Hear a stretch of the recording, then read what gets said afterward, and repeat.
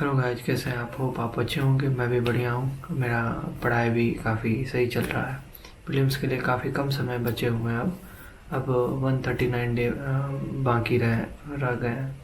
और जो पेपर होगा ये होगा 24 मई 2026 को पेपर होगा। तो प्रीलिम्स के लिए बहुत कम समय बचा है। और देखा जाए तो 139 डे ज़्यादा नहीं होता है, क्योंकि सिलेबस बहुत ज़्यादा है। उसके हिसाब से बहुत कम समय मान के चलेंगे। और 3 तक तो मेरा सेम शेड्यूल था जो मेरा चल रहा था। ज्योग्राफी, फिर एथिक्स और वही आंसर राइटिंग, सी सेट, सारा कुछ सेम था। 4 को मेरा पेपर था नेक्स्ट IAS का। वो अनुभव के नाम से आता है उसका टेस्ट। हालांकि वो फ्री ऑफ कॉस्ट होता है, ऑल इंडियन टेस्ट सीरीज होता है। वो आप ऑफलाइन या ऑनलाइन कैसे भी दे सकते हो आप पेपर। तो मैं ऑफ़लाइन ज़्यादा प्रेफर करता हूँ, क्योंकि सेंटर पे जाके देना थोड़ा बेहतर मैं मानता हूँ, मेरे को पर्सनली अच्छा लगता है। तो मैं गया था, तो जो मेरा सेंटर था वो झंडे वाला में पड़ा था। तो मैं अपने रूम से यहाँ से गया आराम से। 9:30 पेपर का जो पेपर 1 पेपर 2 दो होता है, तो एक सी सेट था। पहला तो GS का पेपर, दूसरा सी सेट।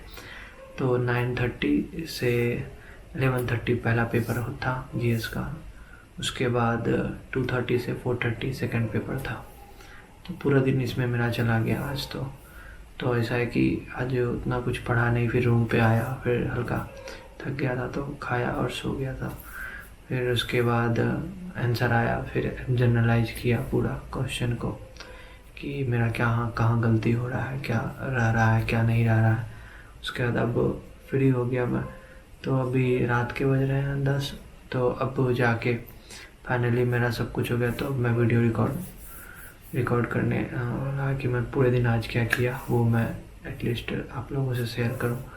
तो ये था मेरा पूरे दिन का शेड्यूल। आज पढ़ाई बिल्कुल भी नहीं हुआ। सवेरे से शाम पूरा टेस्ट में ही गया मेरा। जो बीच में ब्रेक मिला था उसमें पेपर देने के बाद 2-3 फ्रेंड हैं, तो हम लोग आराम से बातें किए वहाँ पे। कुछ खाना था उस टाइम, खाने का टाइमिंग भी हो जाता है, तो खाना वाना खाया, टाइम ख़त्म हो गया। फिर शाम में फिर रूम पे आया, उसके बाद रेस्ट करा। तो उसके बाद जब आंसर आया तो पूरा आंसर मिला है, कितना नंबर आया नहीं आया,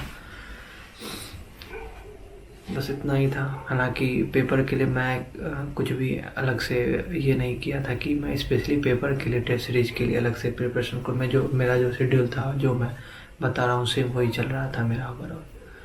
अब इसमें क्या है कि जो टेस्ट पेपर दिया, इसे पता चलता है कि करंट में मेरा जो करंट कर रहा हूँ उसमें कहाँ थोड़ा बहुत, जैसे कुछ भी करंट में ऐसा नहीं कि सारा कुछ पढ़ना ही होता है, बहुत कुछ मैं छोड़ भी देता था। जैसे बहुत सारा क्वेश्चन आया था वो पिछले साल का था, पिछले साल का मतलब हाँ, पिछले साल का ही कहा जाए, बट वो बहुत पुराना करंट न्यूज में था और वो अभी क्वेश्चन में आ रहा है। तो ऐसा तो है नहीं कि वो मे भी हो सकता है मेरे से मिस हो गया होगा, मैं ध्यान नहीं दिया होगा, इस बीच में भी आया होगा ये न्यूज में। तो ये था। तो पेपर देने से ये पता चलता है कि पेपर किस टाइप का आ रहा है और मेरा रिवीजन मतलब किस लेवल पे चल रहा है, ठीक चल रहा है, नहीं चल रहा है। खुद का पता चलता है कि मैं किस जगह पे एग्जिस्ट करता हूँ इतने लोगों में। तो पेपर देना बस यही था और कुछ नहीं।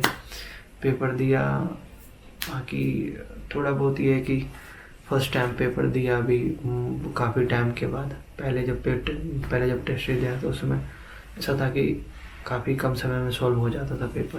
अभी ऐसा कि काफ़ी टाइम के बाद दे रहा हूँ पेपर, फिर से टेस्ट सीरीज अभी स्टार्ट हुआ है, तो थोड़ा टाइम लग रहा है मतलब क्वेश्चन सॉल्व होने में। अदरवाइज़ तो ऐसा है कि टाइम इतना नहीं लगता, पर लग रहा है अभी फ़िलहाल तो। एक रिवीजन थोड़ा कम हो गया है मेरा, तो रिवीजन पे ध्यान देना होगा मेरे को, यही लग रहा है। Thank you for watching my video.